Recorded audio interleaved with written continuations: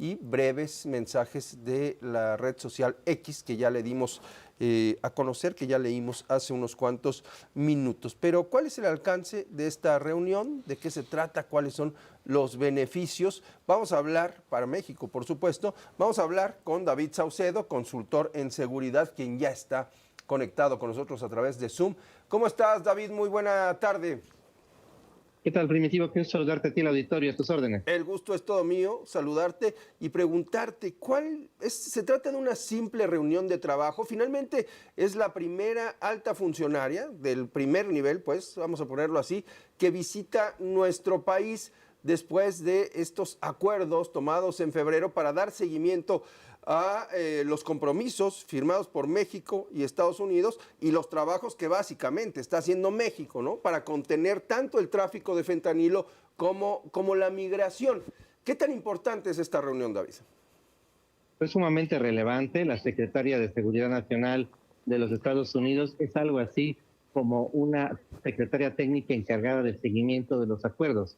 Es decir, por un lado Marco Rubio y el presidente Donald Trump llegan a acuerdos con Claudia Sheinbaum y su gabinete de seguridad, y es la secretaria Christie quien hace el seguimiento de todos los acuerdos, el cómo y el cuándo de todo lo que se define en las reuniones de alto nivel que hay en materia de seguridad con el gabinete de Estados Unidos y el gabinete de México, de acuerdo a lo que ella misma declara en un comunicado, en una declaración que hace en su cuenta de X.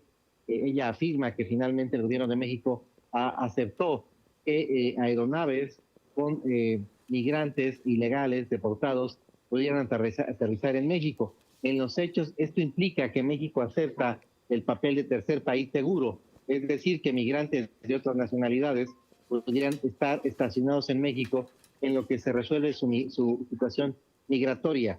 Es una situación para mí desafortunada, pero que ella misma hace y declara en sus redes sociales. Habrá que ver qué versión dan de esta misma reunión las autoridades mexicanas. Como es de tu conocimiento, normalmente obtenemos más datos y más fidedignos por parte de las autoridades de los Estados Unidos en los acuerdos que hay en materia migratoria, de seguridad y comerciales que las versiones que obtenemos e información por parte del gobierno mexicano. En ese sentido, David, ¿se podría repetir la historia de los acuerdos que se alcanzaron con Trump durante el sexenio de Andrés Manuel López Obrador, donde también se abrió la puerta a la posibilidad, y de hecho se generó esta práctica de mantener en México a migrantes de otros países, el famoso tercer país seguro? La terminología me parece que es lo de menos, ¿no? Pero en los hechos así fue. ¿Se repite la historia? ¿Se vuelve a caer en la misma práctica? Completamente, Primitivo. Son, como tú bien señalas, quizá dos momentos distintos, pero se está llegando a los mismos acuerdos. Y en términos más simples y llanos, para compleción de nuestro auditorio, más allá de las definiciones técnicas, diplomáticas, edulcoradas que el día de mañana nos dé a conocer el gobierno mexicano, en los hechos lo que hace el gobierno de Claudia Sheinbaum es hacerle el trabajo sucio al gobierno de los Estados Unidos. No solo cazar migrantes en la frontera norte y en la frontera sur, muchos de los cuales son mexicanos que están en búsqueda del sueño americano, sino también, aparte de todo esto, recibir en México a migrantes de otras nacionalidades que ingresaron de manera ilegal hacia los Estados Unidos. Todo esto sin recibir respaldo financiero, un solo peso del gobierno de los Estados Unidos, lo que implica que la atención médica, alimentación, hospedaje y en su caso traslado de migrantes de otras nacionalidades a sus países de origen correrá por cuenta del gobierno de México. Me parece una situación lamentable, pero que se está haciendo en función de esta amenaza arancelaria que Donald Trump esgrime de manera recurrente en contra de México. A raíz de este acuerdo migratorio, que es sumamente favorable a Washington y desfavorable al gobierno de México, es casi un hecho que nuevamente tendremos 1 o 2 meses de gracia en esta amenaza arancelaria que de manera cíclica el gobierno de Donald Trump está imponiendo al gobierno mexicano. Es una dinámica que parece que se va a quedar. En términos, David, de combate al tráfico de fentanilo, ¿qué podemos o qué le pudo ofrecer la presidenta de la República a la secretaria Kristi Noem. En ese sentido, ¿cómo estarían las cosas entre México y Estados Unidos, tomando en cuenta que en ambos casos, tanto en la migración como en el caso del combate al tráfico de fentanilo, pues México es el que está poniendo la operación, ¿no? Finalmente, a cambio de mantener en suspenso esta amenaza arancelaria que lanza una y otra vez Donald Trump? Son tres vertientes. En primer término, incrementar el monto, la cantidad de decomisos de drogas ilícitas, sobre todo fentanilo.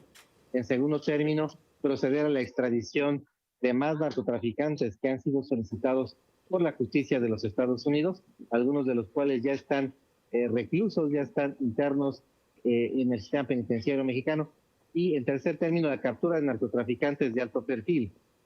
También entiendo que la secretaria Cristín dio a conocer que aceptó nuevamente el incremento de sobrevuelos de drones y de aeronaves tripuladas norteamericanas para geolocalizar a estos objetivos marcados como prioritarios. Es decir, a cambio de no imponer aranceles, que han manejado en la prensa mexicana la posibilidad de que haya aranceles en contra de automóviles fabricados en México, sí. A cambio de no imponer aranceles a los automóviles, nuevamente más decomisos, más extradiciones y más capturas de narcotraficantes de alto perfil. Y en este último caso, por lo que se menciona en redes sociales por parte de las autoridades de los Estados Unidos, que México asuma a cabalidad este rol de tercer país seguro. Eso es lo fundamental. México asume el rol de tercer país seguro. En los hechos vamos a ver cómo se clasifica, ¿no?